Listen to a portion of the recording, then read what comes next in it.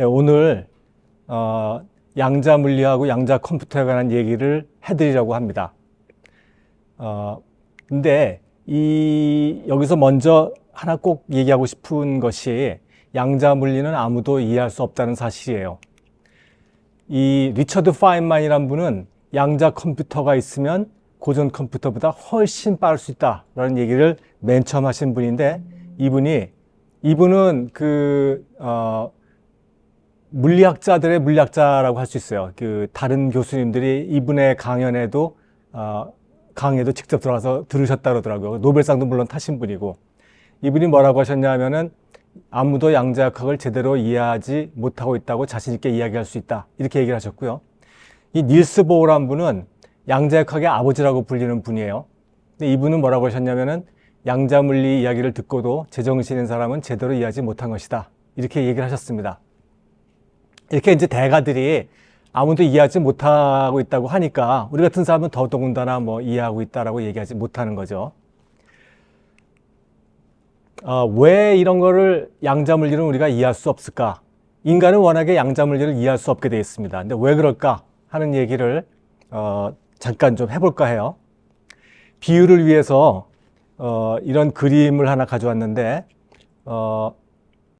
피크닉에 나와 있는 여인의 치마폭에 보라색 치마인데 그 치마를 확대하고 또 확대하고 이제 그런 그림을 하나 그린 거예요. 보라색 치마지만 사실은 이제 자세하게 아주 세밀하게 들여다보면 빨간 점과 파란 점이 교대로 찍혀 있는, 혹은 빨간 원자와 파란 원자가 교대로 배열되어 있는 그런 상황일 수 있죠. 빨간색과 파란색을 동시에 보면 우리는 보라로 보이니까요. 근데 이 치마에 붙어 있는 이 조그만 벌레를 하나 상상해 보세요. 이 보통 생명체라는 것은 자기 몸 크기에 비례하는 거리를 보게 되어 있습니다. 그것이 생명 유지에 가장 유리하기 때문에. 그러니까 이 벌레는 아주 멀리 떨어져 있는 3차원 입체 영상, 칼라 입체 영상들을 못 볼 거예요. 그리고 또 자기 몸보다 훨씬 작은 이런 빨강, 파랑 원자들도 못 볼 거예요. 그러니까 이 벌레가 보는 것은 무한대로 펼쳐진 2차원 보라색 평면뿐이다 라고 할 수 있죠. 한 가지 색만 본다는 것은 생명이라는 것과 다름없잖아요. 그러니까 이 벌레는 우주에 관해서 이렇게 주장할 거예요. 이 우주라는 것은 2차원의 무색이다, 이렇게 주장을 하겠죠. 근데 우리가 들으면 아주 웃기죠. 근데 왜 이런 웃기는 일이 발생했을까요? 이 벌레가 자기의 아주 제한된 경험을 이 전체 우주에다 확장하려고 했기 때문에 그런 일이 벌어진 거죠. 그럼 인간은 어떠냐? 이거는 유튜브에서 여러분들이 우주의 크기라는 걸 검색을 하셔가지고 이런 그림이 나오면 한번 틀어보세요. 한번 볼만한 가치가 있는 동영상입니다. 이 그림을 보여드리는 목적은 지금 이게 나오네요. 이 그림을 보여드리는 목적은 이 그래프를 설명하기 위해서입니다. 이 그래프는 가로축이 속도고 세로축이 크기예요. 그러니까 우리가 경험할 수 있는 가장 빠른 속도는, 경험한다기보다도 다 알다시피 이제 빛속도보다 빠르게 가는 물질은 없잖아요. 그러니까 이 우주에서 가장 빠른 물질은 30만 킬로미터를 갑니다. 1초에. 근데 우리가 경험하는 속도라는 것은 마하 3의 속도라고 하더라도 1초에 1km 가는 거거든요. 마하 10이라고 해도 3km 가는 거죠. 그러니까 엄청나게 느려요. 저 우주에서 움직일 수 있는 물체의 속도에 비하면요. 크기는 어떻습니까? 우리 몸은 1km니까, 우리 몸이 1m니까 한 1km 정도 떨어진 곳에 있는 두 사람은 구별하기가 어렵습니다. 그러니까 우리가 볼 수 있는 영역은 한 1km 정도? 멀리는 해는 그냥 동그라미로 보이니까 아무 의미도 없고요. 그리고 우리가 가장 작은 것도 마이크론 크기에 가면은 우리 눈에 보이지 않습니다. 그런데 우주는 물론 훨씬 1km보다도 훨씬 더 크고, 그리고 이제 원자, 전자, 핵 같은 것들은 1마이크론보다 훨씬 작습니다. 속도가 굉장히 빠르거나 크기가 굉장히 크거나 크기가 굉장히 작아지면 그 세상을 지배하는 물리법칙은 우리 세상을 지배하는 물리법칙과 다릅니다. 그리고 지배하는 물리법칙이 다르면 그 세상의 모습도 다릅니다. 그러니까 우리가 경험하고 있는 것은 내가 여기다 점을 하나 그렸는데 이 점만큼도 못하거든요. 우리가 우주에서 경험할 수 있는 범위라는 것이. 근데 이렇게 작은 범위만을 경험하고 있으니까 우리는 여인의 치마폭에 붙어있는 벌레보다 나을 게 없는 사정인데, 마치 이 모든 우주를 다 아는 것처럼 얘기하는 것은 우리의 오만이고, 그런 일반화는 틀림없이 오류를 만들게 되었습니다. 오늘은 이 아주 굉장히 작은 세상의 이야기를 얘기할 텐데, 이 세상의 법칙은 우리 세상과 아주 다르기 때문에 우리 세상의 법칙만에 익숙한 우리한테는 그 세상의 법칙을 이야기해도 아주 이상하고 괴상하고 이해할 수가 없고, 그런 이상한 법칙에 의거한 양자 정보 기술, 양자 컴퓨터 이런 것들은 우리는 어떻게 들어도 공상과학 같이 들리게 돼 있습니다. 근데 어떻게 해서 그 벌레가 총천연색 그림을 그린다고 해봐요. 이 벌레는 생명이니까 물론 색을 못 봅니다. 그런데 이 칼라가 있는 세상의 법칙을 알아냈어요. 그래서 나뭇잎을 그릴 때는 초록이라고 써 있는 물감을 써서 색을 칠하고, 꽃을 그릴 때는 노랑이나 빨강이라고 쓰여 있는 물감을 써서 그림을 그립니다. 물론 색을 못 보니까 그런 아름다운 그림을 그려도 아무 느낌이 없겠죠. 그리고 느낌이 없지만 규칙은 아니까 그거를 다른 벌레한테 전수할 수도 있습니다. 인간이 양자세계의 법칙을 알아내는 것이 그것과 유사합니다. 우리는 그 세계의 법칙을 이해할 수가 없어요. 그리고 더군다나 신이 우리한테 그 영역은 보지 말아라고 금단으로 금지시켜 놓은 건데, 우리 인간이 그 금단 영역의 담장 바깥에서, 담장 안에서 들려오는 소문만 간접적으로 듣고선 그 세상의 법칙을 알아낸 거예요. 우리도 이해할 수도 없는. 그래서 이것은 인간의 양자세계의 법칙을 알아낸 것은 인간지성의 가장 위대한 승리라고 생각합니다. 우리가 이상한 나라 앨리스를 보면 거기 말하는 토끼, 고양이 이런 것도 나오는데 그것도 이해가 안 되잖아요. 근데 이해가 안 되지만 그냥 그 세상은 그런가 봐, 이렇게 그냥 받아들이고 나머지 이야기를 즐겁게 듣는 것처럼, 양자물리에 대해서도 여러분들이 그런 태도를 가지고 이해는 안 되지만 거기에 규칙은 이렇대, 그리고 그 규칙으로부터 전개되는 이야기들을 즐길 수 있으면 제일 좋습니다. 양자물리 역사를 보면 양자물리는 1900년에 거의 시작해가지고 한 30년간 그 형태가 이루어집니다. 이 중간에 여러 가지 사건들이 물론 많이 일어나면서 양자물리가 만들어지죠.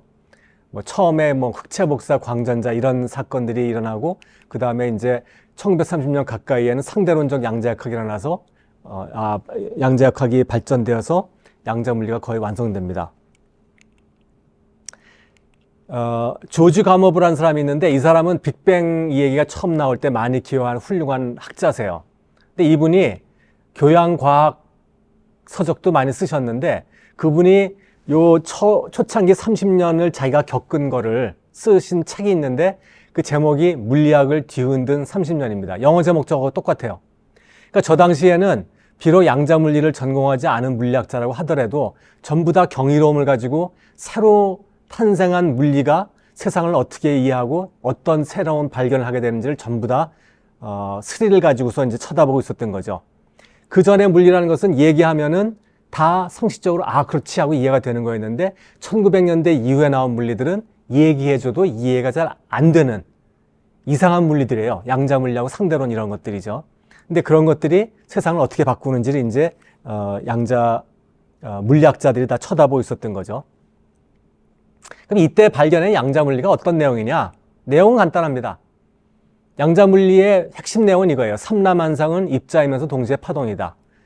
이 세상 모든 삼라만상은 입자의 성질과 파동의 성질을 동시에 지닌다는 거죠. 입자란 건 어렵지 않습니다. 조그만 당구공 같은 걸 상상하면 되죠. 그러니까 원자, 전자, 핵 이런 것들을 얘기하는 겁니다. 중성자, 양성자 이런 것들이요. 그리고 파동은 우리 알다시피 소리, 빛, 파도 이런 것들이 이제 파동이죠. 물체의 출렁임이 전파되는 현상. 근데 어떤 것도 입자이면서 동시에 파동을 성격을 가지고 있다. 우리가 입자도 알겠고 파동도 알겠는데 이 말이 이해가 안 되는 것은 입자이면서 동시에 파동이라고 주장하기 때문인 거죠.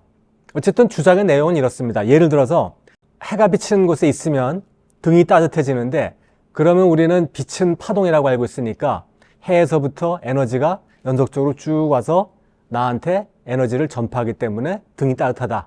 이렇게 생각을 하죠. 물론 맞는 얘기인데 이것이 동시에 이런 파동이면서 동시에 입자이기 때문에 이 에너지는 사실은 연속적으로 오는 것이 아니라 덩어리로 이렇게 날아옵니다. 덩어리로 날아오면서 내 등을 탕탕 때리는 거죠. 근데 그 때리는 단위가 워낙 작기 때문에 우리는 이것이 연속적이지 않다는 걸 느끼지 못하는 거죠. 그리고 여러분들은 아시는 분도 많이 있겠지만 이런 빛 알갱이를 광자라고 부릅니다.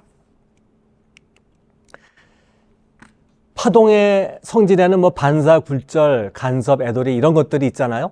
그런데 이런 모든 성질은 파동의 중첩성으로 다 설명할 수 있습니다. 그러니까 중첩은 파동의 가장 기본적인 성질이에요. 중첩은 어려운 건 아니고요. 그냥 여러 파동이 합쳐지는 걸 말하는 겁니다. 그러니까 도, 미, 솔 세 개의 소리 파동이 중첩되면 아름다운 으뜸화음이 들리는 것이고 빨강, 파랑, 초록 세 개의 빛을 더하면 하얀 빛이 되는데 이럴 때 우리는 빨강, 파랑, 초록 세 개의 빛 파동을 중첩시키면 하얀 빛이 된다. 이렇게 표현합니다. 그래서 이 파동을 가지고 예를 들어서 이런 작은 구멍 하나 통과시키고 그 다음에 또 큰 구멍 두 개를 통과시키면 그 구멍으로부터 빛이 쭉 전파돼 나가는 현상이 일어나서 이 두 개가 만나는 곳에서는 이 밝은 곳과 어두운 곳을 교대로 생기게 되는데 이런 걸 간섭 현상이라고 그러고 빛이 아니라 일반적인 파동의 대표적인 성격이죠. 그런데 전자를 갖고 이 실험을 해도 역시 똑같은 결과가 나왔다는 거죠. 조금 전 실험은 이제 빛이 수평으로 된 구멍을 지나고 여기서는 수직으로 된 구멍을 지나가는데 그건 별 의미는 없습니다. 이 그림에 나오는 무늬가 똑같다. 밝은 것과 어두운 것이 교대로 교체된다는 것이 이제 중요한데 이것은 입자로는 도저히 생각할 수가 없습니다. 이 구멍이 두 개 있으니까 구멍을 두 개를 지나가는 입자들이 있다 그러면 당연히 여기에 두 줄의 띠가 생겨야겠죠. 당구공 같이 생각하면요. 그러니까 이렇게 여러 개의 띠가 생기는 것은 파동의 성격 이외에는 도저히 상상할 수가 없습니다. 이런 것이 이제 보통 우리가 입자라고 생각했던 전자의 파동성을 보여주는 실험인데 그러면 고전적인 파동에 중첩된다고 했잖아요. 예를 들어서 도, 미, 솔 세 개의 소리 파동이 중첩이 될 수 있는데 그러면 물질을 나타내는 입자를 나타내는 파동도 역시 파동이니까 중첩이 돼야 할 텐데 이런 물질을 나타내는 파동의 중첩이란 도대체 뭘까요? 연필하고 지우개가 중첩될 수 있을까요? 그런 일은 일어날 수가 없죠. 물질을 나타내는 파동의 중첩은 물리학자들이 알아보니까 물체가 있을 수 있는 상태의 중첩을 뜻하는 것이었습니다. 그러니까 수소 원자가 바닥 에너지 상태와 첫 번째 들뜬 에너지 상태, 두 번째 이런 데 다 있을 수 있는데 그 중에 하나에만 있는 것이 아니라 바닥 에너지 상태와 첫 번째 들뜬 에너지 상태에 중첩된 상태에 있을 수 있다는 것입니다. 무슨 말인지 아시겠어요? 이게 무슨 말인지 알 수 있으면 제정신이 아닌 겁니다. 아까 얘기했죠. 양자물리는 아무도 이해할 수 없다고. 그리고 입자들은 돌고 있는 놈들이 많습니다. 우리가 위에서 봤을 때 이게 시계 방향으로 도느냐 단시 방향으로 도느냐에 따라서 우리가 이런 식으로 이제 화살표로 도는 방향을 표시하는 경우가 많은데 이런 입자들도 시계 방향으로 도는 상태와 반시계 방향으로 도는 상태가 중첩되어 있을 수 있다는 겁니다. 상상하려고 하지 마세요. 상상 안 됩니다. 이건 이해가 안 되는 거니까요. 그런데 그냥 이렇게 된다는 거는 우리가 측정해서 알 수 있습니다. 이건 사실이지만 상상을 할 수 없는, 우리가 이해할 수 없는 사실입니다. 그러니까 예를 들어서 우리 세상에서 저런 일이 나타난다면 이런 수소 원자에 관해서 얘기하고 수소 원자 에너지 상태가 중첩됐다는 얘기를 과학 시간에 들어도 그냥 내가 사는 세상하고 관계없는 일이니까 강의실 나갈 때 잊어버리면 그만이죠. 그런데 만약에 그런 중첩 상태 같은 것이 우리 세상에서 나타난다면 어떻게 될까요? 예를 들어서 이런 탁자가 중첩된 상태가 나타난다라고 하면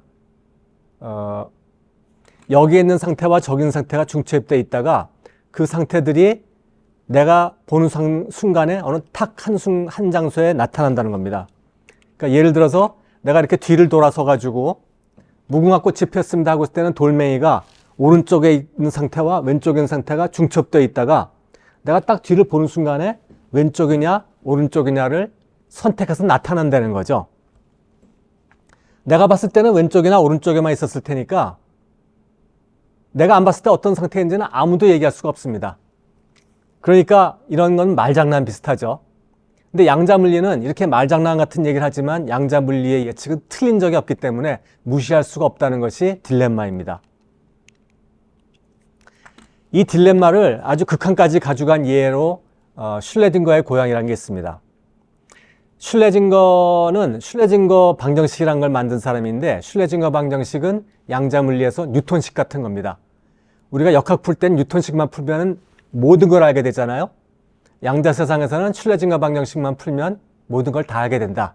이런 식이 이제 이게 이제 슐레징거 방정식인데 그걸 만들어낸 슐레징거 자체도 자기가 만든 식을 이용해서 푼 결과를 해석하는 방식을 싫어했어요. 파동에 중첩되어 있다 이런 얘기를 하니까요. 이 얘기는 뭔가 하면 상자 안에 방사성 동위원소와 고양이와 독병과 가이거 계수기를 넣어놓습니다. 가이거 계수기 아시죠? 이 방사능 동위원소, 방사능이 딱 들어오면 띡 소리 나는 이제 그런 기계인데 여기서는 띡 소리 나는 대신에 망치를 땅 때려가지고 독병을 깨도록 되어 있습니다. 그러니까 이 동위원소가 분절을 하면 독병이 깨지고 이 고양이는 독가스를 마셔서 죽게 되어 있고요. 이 동위원소가 분열을 안 하면 독병이 그대로 있으니까 고양이는 살아있고 이렇게 되어 있는 겁니다. 구조가. 그러면 여기다 동위원소를 한 개만 집어넣으면 그리고 반감기가 지났을 때 이 동위원소는 분열을 했을 확률이 반, 분열을 안 했을 확률이 반입니다. 이렇게 확률이 반반인 상황은 양자물리에서는 정확하게 두 개의 1대1 중첩으로 설명을 하는 겁니다. 핵분열이 된 상태와 안 된 상태의 중첩. 그런데 여기서 핵분열이 되면 고양이는 죽고 핵분열이 안 돼서 방사능이 안 나오면 고양이는 살죠. 그러니까 핵분열이 된 상태와 고양이가 죽은 상태는 등가고 핵분열이 안 된 상태와 고양이가 살아있는 상태도 등가입니다. 그러니까 이 방사성 동위원소의 상태를 핵분열이 된 상태와 핵분열이 안 된 상태의 중첩으로 표현을 한다고 하면 고양이의 상태도 죽어있는 상태와 살아있는 상태의 중첩으로 표시를 해야겠죠. 당연히. 근데 죽어있는 상태와 살아있는 상태의 중첩이면 이게 뭡니까? 좀비예요? 강시예요? 도저히 우리 상식으로는 이해할 수가 없죠. 그리고 우리한테 그런 상태는 물론 관측도 되지 않습니다. 애초에 입자라는 것들이 파동성을 가지고 두 개의 슬릿 지나갔을 때 여러 가지 무늬가 생기고 그 이해가 안 됐던 것들이 이런 상태까지 계속 연장되어 오는 것이죠. 그래서 고전적인 중첩일 경우에는 여러 개가 파동에 중첩되고 우리가 그거를 측정하면 듣는 것이 측정하는 행위죠. 여기 소리 같은 경우에는 그때는 이제 세 개가 한꺼번에 들립니다. 그래서 화음이 들리는 거죠. 그런데 물질을 나타내는 파동일 경우에는 중첩되어 있을 때 측정하면 그 중에 한 개만 측정됩니다. 그러니까 만약에 이 소리도 양자 세 개의 규칙을 따른다고 하면 우리가 도미소를 쳐도 들을 때 듣는다는 건 측정한 거니까 도나 미나 소리나 세 개 중에 하나만 들리지 세 개 다 들리지는 않는다는 뜻입니다. 그래서 만약에 으뜸화음만 네 번을 빰빰빰빰 이렇게 치면 실제로 우리한테 들을 때는 민민미도 이렇게 들릴 수도 있다는 거죠. 그 중에 어떤 음이 들릴지는 아무도 모릅니다. 다만 확률적으로 결정될 뿐인데 이 얘기를 가지고 아인슈타인이 바로 이 얘기를 한 겁니다. 신은 우주를 가지고 주사위 노름을 하지 않는다. 이 얘기를 바로 그 상황을 이제 빗대서 얘기한 거고 이런 얘기를 여러 번 하니까 이 양자물리의 아버지인 닐스 보가 그랬다 그래요. 신한테 이래라 저래라 하지 마시오. 그래서 이 여태까지 얘기의 핵심 내용은 그거죠. 양자 세상에서는 물체가 중첩된다. 이렇게 30년 동안 양자물리가 계속 나오니까 그 이후에 이 양자물리 덕분에 현대 문명은 현격하게 변화했습니다. 레이저와 반도체가 발명됐는데 그것 덕분에 알다시피 전자공학이 시작되었고 우리 주변에는 우리는 몽땅 전자기기에 둘러싸여 살고 있죠. 그리고 대량 살상 무기인 원자폭탄도 양자물리 덕분에 발명됐고요.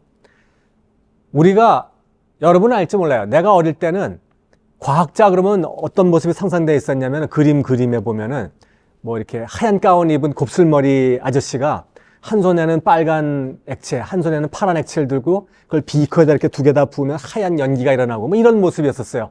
그것이 과학자의 모습이었는데 만약에 양자물리가 없었으면 화학실험실은 아직도 그런 모습일지도 몰라요. 현대의 화학실험실은 첨단 기계로 이렇게 둘러싸여 있는데 이것은 전부 다 양자물리 덕분입니다. 그리고 RNA, DNA를 다루는 생명공학도 양자물리 덕분에 시작됐고요. 그래서 우리 주변을 둘러보아서 100년 전에도 있었던 것은 양자물리 영향을 안 받은 거지만 100년 전에 없었던 것이거나 혹은 100년 전에도 있었지만 모양이 달라진 것은 모두 다 양자물리의 영향을 받았다고 할 수 있습니다. 그래서 양자물리 때문에 현대 문명은 퀀텀 점프가 한번 일어났어요. 그런데 여기에 지금 암흑기라고 썼죠. 왜 여기를 암흑기라고 썼느냐? 지금 말했다시피 이 시기에 양자물리가 이용이 안 돼서 암흑기라고 했느냐? 그렇지 않습니다. 양자물리 현란하게 사용돼서 현대 문명을 일으켰죠. 그런데 이 시기에 암흑기 이 시기에 많이 사용됐지만 아까 말한 중첩, 신뢰증거의 고양해 이런 거 이해가 안 되잖아요. 근데 그런 거를 생각할 수가 없었어요. 왜냐하면 양자물리의 아버지인 보호가 양자물리는 완벽하니까 쓸데없는 생각하지 말고 닥치고 계산이나 해 그랬거든요. 그래서 열심히 계산해가지고 반도체 발명하고 레이저 발명하고 훌륭한 일을 많이 했어요. 근데 이 당시에 저런 말 안 듣는 말썽꾸러기들이 꼭 있죠. 그래서 이제 그 말썽꾸러기들이 일으킨 사건이 대표적인 게 두세 개 있었는데 하나는 EPR 패러독스라고 부르는 겁니다. 요 EPR의 EPR은 전부 다 사람 이름 약자인데 E는 아인슈타인을 얘기하는 거예요. 그래서 이 사람이 이제 양자물리의 이제 어떤 모순점을 이제 지적을 했는데 이 논문은 피지컬 리뷰라는 훌륭한 학술지에 게재가 됐습니다. 물리 쪽에서 제일 좋은 학술지에 이게. 그 다음에 이제 벨이라는 사람이 좀비냐 강시냐 이런 이상한 논리, 그것이 실존이 어떻게 되느냐 이런 철학적인 논리하고도 이제 막 맞물리거든요. 그런 철학적인 수준으로 하면 아무 얘기도 안 되니까 이걸 갖다 실험실에서 검증할 수 있는 수식의 형태로 정리를 했습니다. 벨이라는 사람이. 그랬는데 이 사람이 정리한 이 벨의 부등식이라는 논문은 단 4회만 출간되고 폐간돼 버린 학술지에 간신히 실렸어요. 그러고 나서 이 부등식을 어떤 사람이 증명해 보겠다고 왔습니다. 이 아스페라는 사람이 와가지고 벨이라는 사람한테 와가지고 내가 당신의 이론을 실험으로 증명하고 싶소 그랬더니 이제 벨이 당신 정규직이요 이렇게 물어봤다는 거예요. 이 교수들은요, 신임 교수들은 전부 다 계약직입니다. 한 3년 있다가 이제 평가를 해가지고 평가가 훌륭하면 3년 더 연장해주고 아니면 쫓아내고, 한 6년쯤 됐을 때는 이제 그때 평가 결과가 좋으면 그때는 이제 정년까지 계약을 연장해주고 아니면 쫓아내거든요. 그러니까 이 벨이라는 사람이 걱정한 것은 당신이 이런 수식을 증명해 봐야 좋은 학술지에 실릴 수도 없고 또 더군다나 증명 못하면 당신은 영년직 못 되고 쫓겨날 테니까 당신의 정년직이 되면은 그때 와서 찾아와서 해라. 이런 뜻이었죠. 근데 이 사람이 말을 안 듣고 했습니다. 그리고 어떻게 됐겠어요, 이 사람? 이 사람은 올해 노벨상 받았어요. 그분이 요 분이거든요. 알란 아스페라는 분인데 사실은 이 벨의 부등식을 이 클라우저라는 분이 먼저 실험으로 증명을 했는데 이분이 나중에 실험으로 증명한 걸 나중에 보니까 논리적인 결함이 있었어요. 그래서 그 결함을 메꾸고 좀 더 완벽한 실험을 아스페라는 분이 했기 때문에 이 두 분이 다 같이 이번에 노벨상을 받았습니다. 그래서 암흑기인데 이런 말썽꾸러기들이 있었기 때문에 이 실험 덕분에 나중에 이제 양자물리가 르네상스 시대를 맞게 되고요.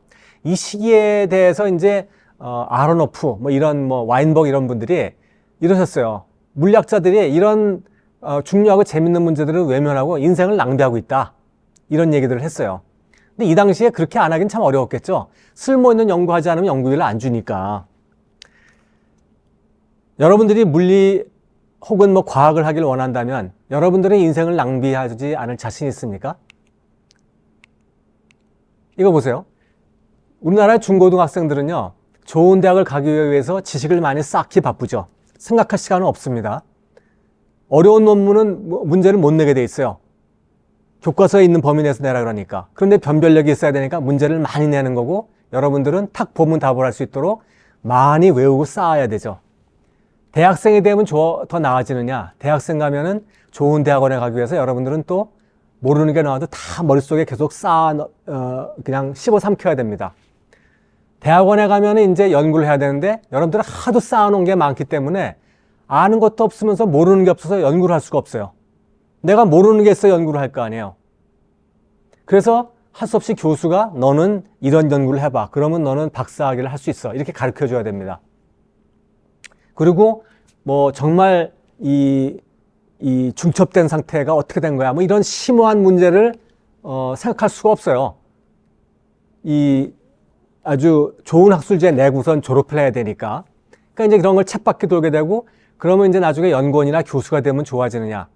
교수는요, 좋은 논문을 써야 되는데 여기서 말하는 좋은 논문은 물론 또 아까 말한 대로 좋은 이름 있는 학술지에 실려야 된다는 의미입니다. 정말로 뭐 깊이 있는 논문이라는 뜻이 아니고 그런 걸 내야 연구비를 딸 수 있고 연구비를 따야 대학원생을 지원을 할 수 있고 대학원생들을 지원해야 또 좋은 논문이 나올 수가 있고 이런 걸 쳇바퀴 도는 거예요.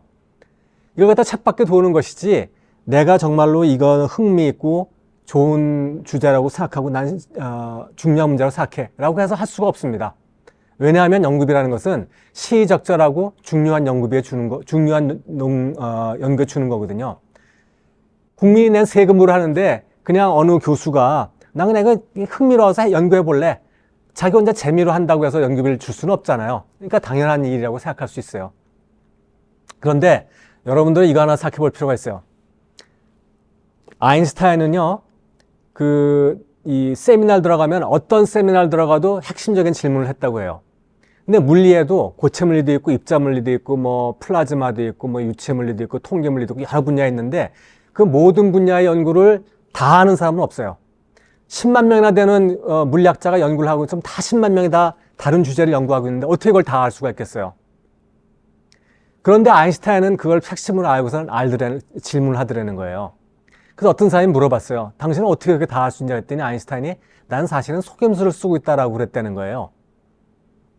근데 그 속임수란 게 뭐냐 그랬더니 자기는 그런 문제를 다 한 번씩 생각해 봤다 그러더래요. 근데 아까 말한 대로 10만 명이 연구를 하면 연구 주제를 10만 개를 생각해 볼 수가 없잖아요. 그러니까 이런 식인 거예요. 예를 들어서 확산이라는 현상이 있으면 확산이라는 현상은 예를 들어서 이제 물 속에다 우리가 잉크를 떨어뜨리면 잉크가 쫙 퍼지는 현상이 확산인데 그런 현상은 그런 잉크에서도 나타나고 우주에서 별 사이에도 나타나고 생명체에서도 나타나고 입자간에서도 나타나고 다 나타납니다. 그러니까 처음 그걸 하나 배웠을 때 이 사람은 그 확산식을 하나 외운 게 아니라 왜 물리적으로 이런 현상이 일어날까? 자기가 생각해서 이해하고 혹은 자기가 아마 유도를 해봤을 거예요. 왜 이런 모양이 되는지. 그러니까 자기가 한 번 이해한 거면 잉크에서 한 번 이해한 거면 별 이야기를 들을 때도 이해하는 거고 그 다음에 뭐 이 세포 내에서 확산 현상이 일어났을 때도 이해하고 다 이해하는 거죠.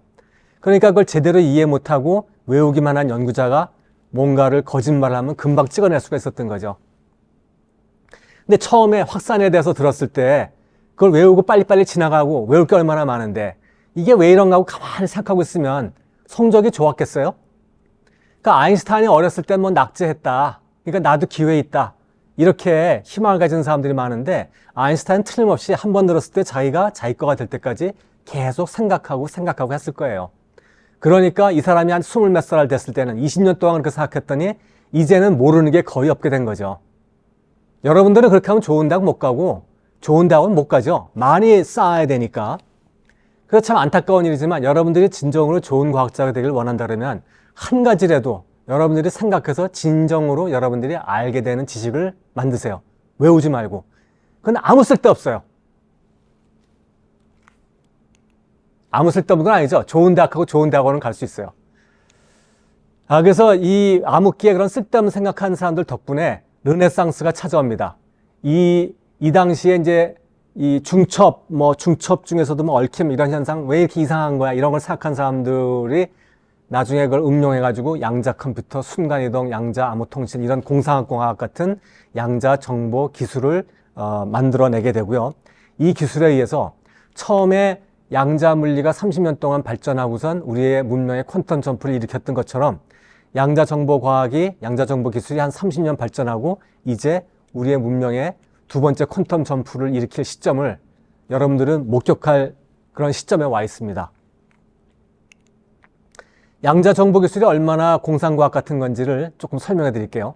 대표적인 기술이 양자 순간이동, 양자 암호 전달, 양자 컴퓨터 이런 것들이 있는데요. 순간이동은 뭔가 하면 우리가 보통 만화책에서 보듯이 도사들이 이렇게 여기 있다가 펑 하고 다른 자리로 가는 이런 게 이제 순간이동입니다. 근데 이제 도사들은 기가 높으면 이렇게 할 수 있지만 우리는 그런 기술이 없으니까 이런 스타트랙에 나오는 것처럼 이런 기계를 이용할 수밖에 없겠죠. 저 기계 안에 들어가서 날 빔다운해서 저 행성으로 보내줘 그러면 이제 기계가 이제 보내주고 그래야 되는데 이 기계가 그런 걸 보낼 때면 내가 뭘 보내야 되는지 정도는 알아야 될 거 아니에요? 그러니까 이 기계가 나를 스캔할 것이 예상이 됩니다. 근데 스캔한다는 것은 측정한다는 것인데 측정하면 아까 말한 대로 중첩된 상태가 없어지고 하나만 남는다 그랬잖아요. 그러니까 내 머릿속에 있는 전자나 핵, 원자들의 상태가 변화합니다. 그러니까 스캔을 하면은 내 기억이 그대로 있을지 그건 정말 알 수가 없는 일이죠. 그래서 이제 양자 순간이동의 자랑은 이렇게 스캔하지 않고 기계가 자기가 뭘 보내야 되는지 모르고도 보낼 수 있다라는 것이 자랑입니다. 그래서 이제 이 도사들이 이렇게 순간이동을 하려도 그냥 기만 쌓아서 되는 것이 아니라 사실은 이렇게 양자역학도 좀 알고 그래야 되는 거예요. 노벨상을 받은 이 세 번째 분, 요 분이 바로 이 양자 순간 이동을 처음으로 실험으로 증명하신 분입니다. 그래서 이 세 분이 다 같이 양자 물리의 가장 이상한 성질, 중첩, 얽힘 이런 걸 갖다 실험으로 증명했다고 요번에 노벨상을 받으실 거죠. 양자 암호 전달이라는 건 뭔가 하면요. 이제 통신이라는 것이 갑돌이하고 을순이가 이제 통신을 합니다. 전기 신호나 혹은 전파, 빛 같은 걸 쓸 텐데 이걸 누가 이제 도청을 하려고 하면 신호의 일부를 이렇게 따오는 거죠. 예를 들어서 만약에 빛을 쓴다 그러면은 이제 반반사 거울을 써가지고 신호의 반은 을순이한테 가고 반은 도청자가 읽어드리는 거죠. 이 갑돌이와 을순이도 도청자가 이렇게 하는 걸 압니다. 그러니까 그러면은 이 도청자가 신호를 따가지 못하게 우리가 제일 약한 신호를 보내자. 빛이라는 것이 아까 에너지 덩어리로 되어 있다 그랬잖아요. 그러니까 광자 한 번에 한 개씩만 보내면 그러면 그거는 반사되거나 투과하거나 둘 중에 하나지 둘 다 할 수가 없잖아요. 그러니까 도청자가 신호를 쪼갤 수가 없는 겁니다. 아주 좋은 아이디어죠. 이런 아이디어를 내면 도청자가 또 생각을 합니다. 이 친구도 꾀를 내가지고 그러면은 내가 신호를 몽땅 가로채가지고 뭔지 읽은 다음에 똑같은 신호를 만들어서 을순이한테 보내면 될 거 아니야. 이렇게 생각할 수 있겠죠. 요걸 못하게 하는 게 바로 양자 암호 통신입니다. 어떻게 못하게 하느냐. 중첩된 신호를 쓰면 도청자가 읽으면 중첩이 없어진다 그랬잖아요. 그러니까 도청자가 읽으면 신호가 변형되기 때문에 똑같은 신호를 을순이한테 보낼 수가 없습니다. 자세한 거는 다른 데서 이제 자료를 찾아보시고 원리는 이런 겁니다. 그리고 제일 중요한 양자 컴퓨터. 우리가 어느 웹페이지에 이제 등록을 하거나 그러면 이제 패스워드를 넣으라 그러잖아요. 그러면서 이제 대문자, 소문자, 특수기호, 숫자 다 합해가지고 8자리 이상 만들어 놓으시오. 이렇게 해서 우리를 짜증나게 만들죠. 근데 그렇게 해서 만들면 10에 16승계면 1경이죠. 한 7경계 정도의 경우의 수가 나옵니다. 그 정도가 나오는데 이제 남이 해놓은 이제 암호를 제가 몰라요. 그러면 이제 무작위로 막 찾아봐야겠다 그러면 1초에 100만 개씩 넣어본다 그러면은 한 300년 걸리면은 하나쯤 걸립니다. 그래서 이제 그 암호를 깰 수 있습니다. 그래서 내 은행의 계좌번호의 암호가 누가 깨려고 할 때 300년 걸린다 그러면 이제 안심할 수 있겠는데 양자 컴퓨터를 쓰면 1분이면 알아낼 수 있거든요. 그러면은 뭐 이거는 문제가 되겠죠. 양자 컴퓨터는 어떻게 하는 거냐고 원리를 말씀드리면 고전 컴퓨터하고 비교를 하는 것이 여러분들이 잘 이해할 것 같아요. 고전 컴퓨터는 0과 1을 나타내기 위해서 0V와 5V의 상태를 사용하죠. 그리고 이제 연산할 때 반도체로 만든 이런 게이트라는 소자를 만들었습니다. 그리고 이런 게이트 소자들이 가득 들어있는 것이 이런 IC 칩들인 거죠. 양자 컴퓨터도 0과 1의 이진법을 사용합니다. 그래서 입자의 스핀 방향을 0과 1로 쓰든지 혹은 에너지가 바닥인 상태와 하나 높은 상태를 0과 1로 쓰든지 이런 에너지 상태를 0과 1로 쓸 수 있습니다. 그리고 연산은 여기다가 물리적인 조작을 가해서 합니다. 예를 들어서 여기다가 요 바닥 상태와 첫 번째 들뜬 상태의 에너지 차이에 해당하는 빛을 쏴주면 0인 상태는 1로 가고 1인 상태는 0으로 갑니다. 그러니까 낮 연산을 한 거죠. 그리고 이 스핀에다가 자기장을 걸어주면 이 도는 방향이 이렇게 쭉 회전해서 거꾸로 가고 거꾸로 있던 거는 앞으로 이렇게 똑바로 수고 이렇게 됩니다. 그런 것이 낮 연산이죠. 이런 물리적인 조작을 통해서 연산을 합니다. 그리고 이제 이런 단순한 게이트들을 이렇게 공간적으로 배열을 하면, 예를 들어서 이런 게이트들을 이런 식으로 배열을 하면은 덧셈 회로를 만들 수가 있고요. 이거는 고전 컴퓨팅에서 하는 거고, 양자 컴퓨터에서는 이런 각각의 비트들에다가 물리적인 조작들을 이렇게 가할 수 있는 여러 가지가 있는데, 이걸 시간 순서대로 이렇게 가합니다. 공간적으로 배열하는 것이 아니라 이렇게 해서 연산을 합니다. 그런데 여기서 중요한 게 뭔가 하면, 이 물리적인 조작을 가하면, 그 물리적인 조작을 중첩된 상태에 가하면 중첩된 개개의 상태의 물리적인 조작이 동시에 병렬적으로 작용합니다. 그래서 이 물리적인 조작이 연산이면 중첩된 상태들의 연산이 동시에 되는 것이거든요. 예를 들어서 이제 0과 1의 중첩된 상태에다가 어떤 조작을 가한다. 여기서 이제 파란 선으로 근 거를 어떤 조작이라고 합시다. 여기서는 낮 연산을 얘기한 건데, 그러면 각각의 따로따로 연산이 되니까 0과 1의 따로따로 연산이 돼서 0은 1로 바뀌고 1은 0으로 바뀝니다. 그러니까 낮 연산 두 개를 한꺼번에 한 거죠. 그러니까 2배 빨리 연산이 된 거죠. 2배면 물론 아무것도 아닙니다. 그런데 만약에 이 비트가 한 8개, 10개 있다. 그러면은 모든 비트를 다 중첩을 시키면 이것은 모든 비트가 다 0인 상태부터 모든 비트가 다 1인 상태까지 1024개의 상태가 중첩되어 있습니다. 여기에 물리적인 조작을 가하면 1024개의 숫자에다가 동시에 조작이 되기 때문에 1024배 빨리 연산이 됩니다. 이런 걸 병렬 처리라고 하는데요. 이렇게 되면 이런 식으로 계산하는 겁니다. 우리가 지금 쓰는 고전 컴퓨터에서는 어떤 함수의 근을 찾아라 그러면은 여기다가 처음에 1을 집어넣어보고, 함수에다가요. 그 다음에 2를 집어넣어보고, 0이면 답을 찾았으니까 됐고, 아니면 하나 늘려서 또 3을 집어넣어보고, 이렇게 0이 될 때까지 쭉 순서대로 집어넣어보는 거죠. 근데 양자 컴퓨터에서는 모든 가능한 숫자들, 0서부터 1023까지 모든 가능한 숫자들을 중첩시킨 다음에 그걸 한꺼번에 양자 컴퓨터에 집어넣습니다. 그러면 양자 컴퓨터가 그 중에서 이 함수값을 0으로 만드는 것만 하나를 딱 뽑아내서 가르쳐줘요. 이렇게 환상적인 일이 물론 쉽게 일어나지 않습니다. 이런 양자 컴퓨터 만드는 것도 어렵고 이런 환상적인 알고리즘 짜는 것도 쉽지 않습니다. 그런데 이 알고리즘도 작동한다는 것이 증명됐고 양자 컴퓨터도 이미 만들어졌고, 이런 양자 컴퓨터에서 이런 양자 알고리즘도 벌써 이미 다 실증돼 있습니다. 그래서 양자 컴퓨터는 중첩에 의한 병렬 처리 덕분에 빠른 거죠. 한꺼번에 여러 가지를 동시에 병렬적으로 처리하는 것, 이런 것이 병렬 처리입니다. 그러니까 예를 들어서 실제 생활을 했을 때는 어떻게 하느냐, 내가 이제 학생 100명의 성적에 평균을 내고 싶어요. 그럴 때 평균 내려면 일단 100개를 다 더해야 되잖아요. 그러면 이제 나 혼자 100개를 더하는 것보다 이제 조교 4명이 같이 와서 5명이서 20명씩 나눠가지고 더하고, 맨 마지막에 그 5개 숫자만 한 번 더 더한다고 하면 거의 5배 빠르게 할 수 있죠. 이렇게 일을 나눠서 동시에 하는 게 병렬 처리입니다. 이런 거를 양자 컴퓨터가 잘한다는 거죠. 그러면 이렇게 병렬 처리를 잘하면 뭐가 좋을까요?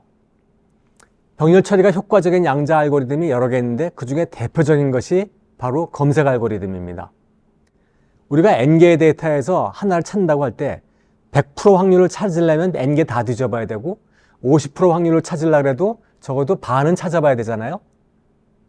그러니까 2분의 n개 정도는 해봐야 되는데 양자 컴퓨터에 쓰면 루트 n 번 만에 찾을 수 있습니다. 그러니까 데이터가 100개면 50번과 10번의 차이니까 뭐 별 차이 안 나지만 이것이 데이터가 한 256개 정도 된다. 그러면 이게 아까 이제 그 암호 얘기 들을 때 그 비밀 열쇠 암호할 때 그 예로 든 숫자인데 그럼 뭐 이게 300년 대 1년, 1분 혹은 뭐 1000년 대 4분 이 정도 이제 차이가 나는 거죠. 그러니까 이런 알고리즘이 있으면은 빅데이터 처리도 잘하고 소위의 비밀 열쇠 암호 체계를 격파할 수 있습니다. 비밀 열쇠 암호 체계라는 게 뭐냐 하면 이런 거예요. 역사상 암호가 가장 먼저 나온 건 이제 시저의 암호라고 해요. 요게 이제 시저가 쓴 암호인데 뭔지 모르시겠죠? K, N, Q, X, G, A, Q, W 이렇게 써 있는데 사실 이거는 I love you를 내가 두 글자씩 밀어 쓴 겁니다. I는 두 개 밀어서 J, K로 쓴 거고 L은 M, N에서 두 개 밀어 쓴 거고 이렇게요. 이렇게 한 건데 이제 이렇게 간단한 룰인데도 전혀 모르겠죠. 근데 이런 거는 이제 그 열쇠가 일하는 것만 알면 금방 풀 수 있습니다. 그래서 이제 좀 더 어려운 암호들을 사람들이 만들기 시작하게 되는데 기록상으로 처음 암호가 나타나는 거는 이제 에드가 알런 포의 소설이라고 해요. 황금벌레라는 소설에 보면 이런 암호문이 나오거든요. 그랬더니 이 탐정이 어떻게 하냐면은 여기에 있는 나오는 이 기호들을 나오는 빈도수를 조사합니다. 그래서 8이 33번 나오고 세미콜론이 26번 나오고 이렇게 빈도수대로 쫙 나열한 다음에 영어 알파벳이 사용되는 빈도를 갖다가 그 데이터를 가져와서 쭉 나열한 다음에 어떻게 했겠습니까? 8은 아마 2일 거야. 그리고 세미콜론은 A일 거야. 이렇게 일대에 대응을 시켜본 거죠. 그랬더니 아니나 다를까 이렇게 문장이 쫙 나타내는 거죠.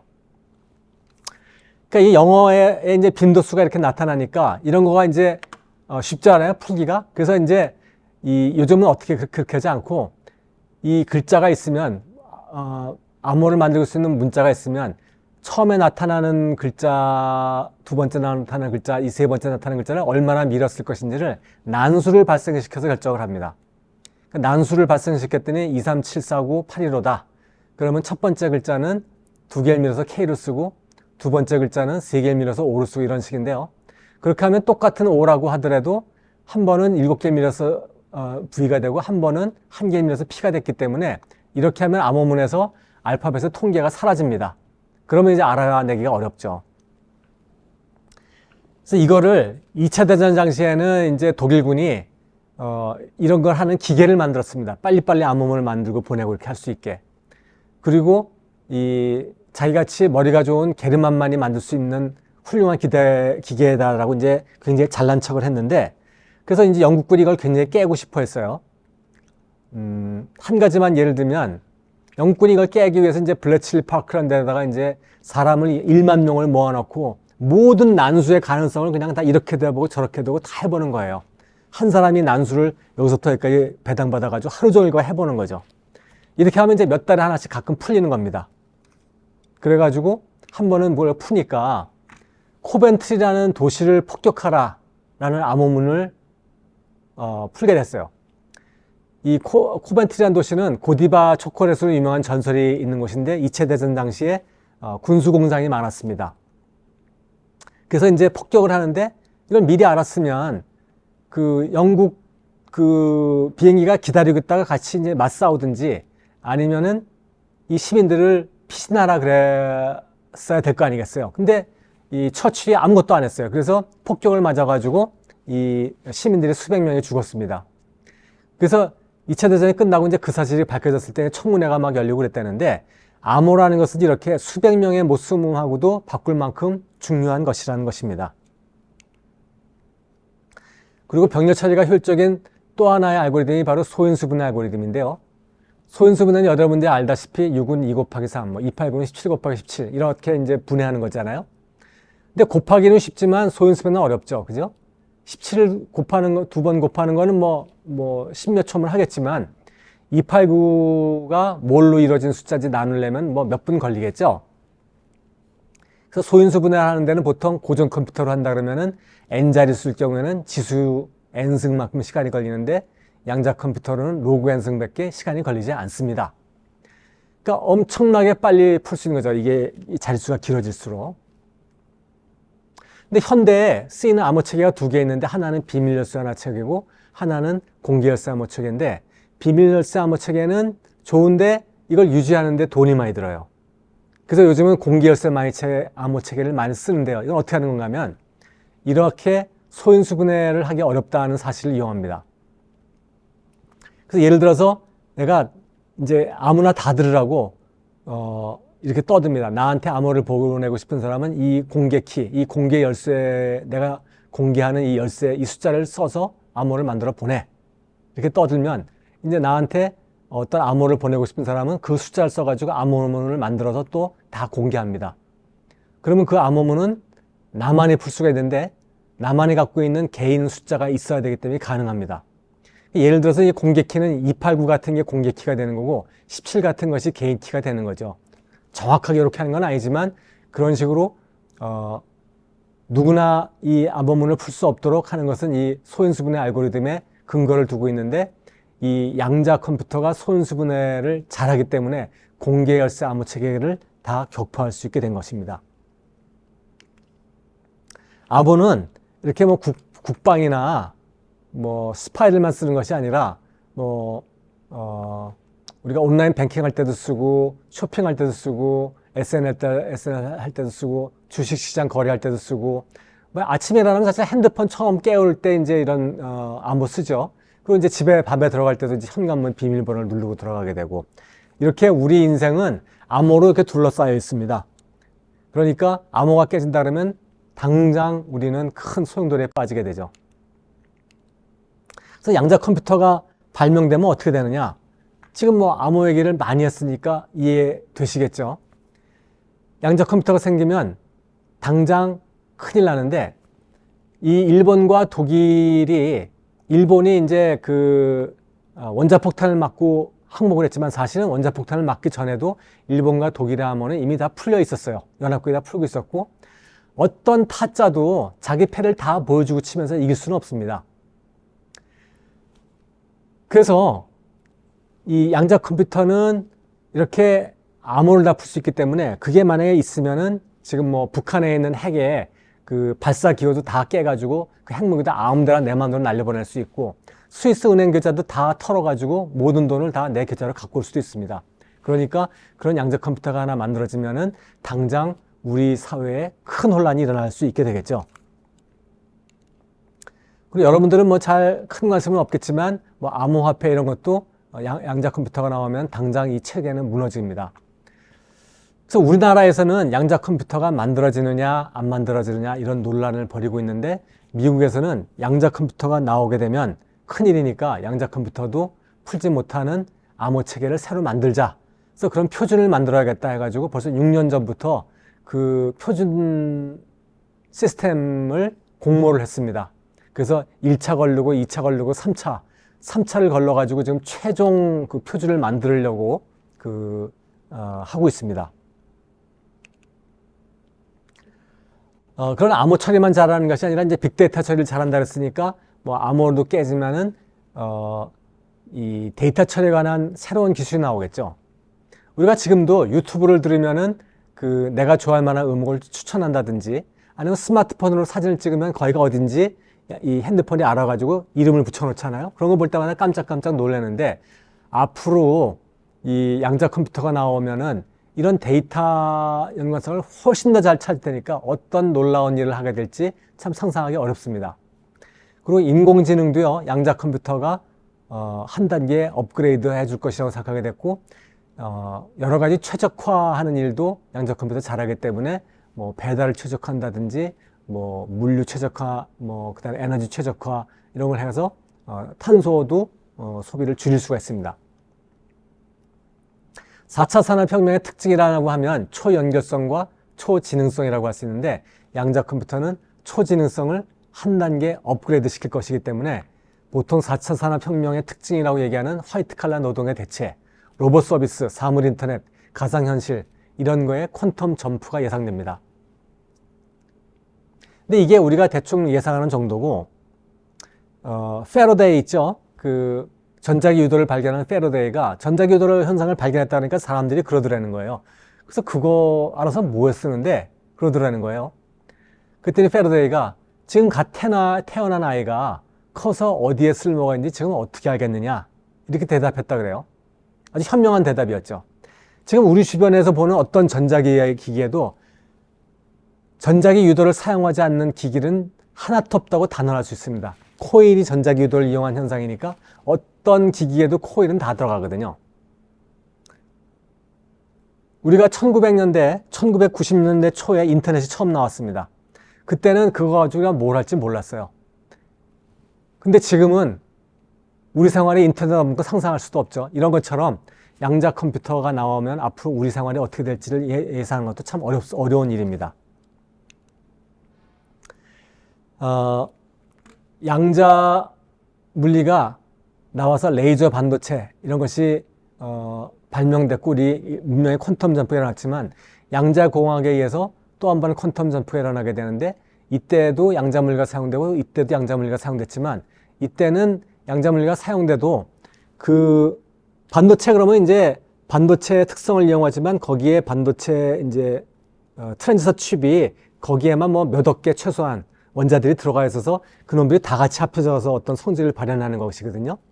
근데 양자공학에서는 그게 아니고 원자 하나하나가 특성을 따로따로 갖고 있어서 거기에 우리가 읽고 쓰고 할 수 있도록 하겠다 하는 거고, 그렇게 하면 더 놀라운 특성들을 많이 구현할 수가 있습니다.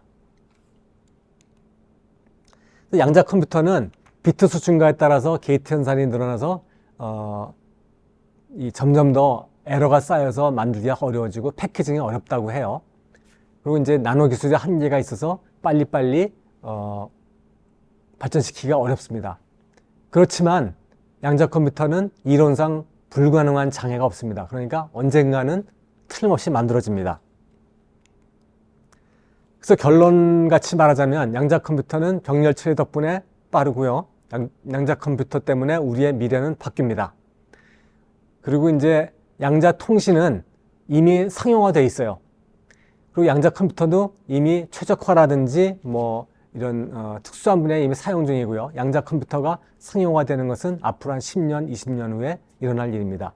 그리고 이 결론에 더해서 여러분들 고등학생들한테는 꼭 해주고 싶은 얘기가 아까 얘기했던 거. 아는 것은 힘이면서 독입니다. 아는 거를 너무 많이 쌓아놓기만 하면 그것은 여러분한테 힘이 되지만 또 나중에는 훌륭한 과학자가 되는데 아주 큰 저해가 될 테니까 그걸 명심하십시오. 감사합니다.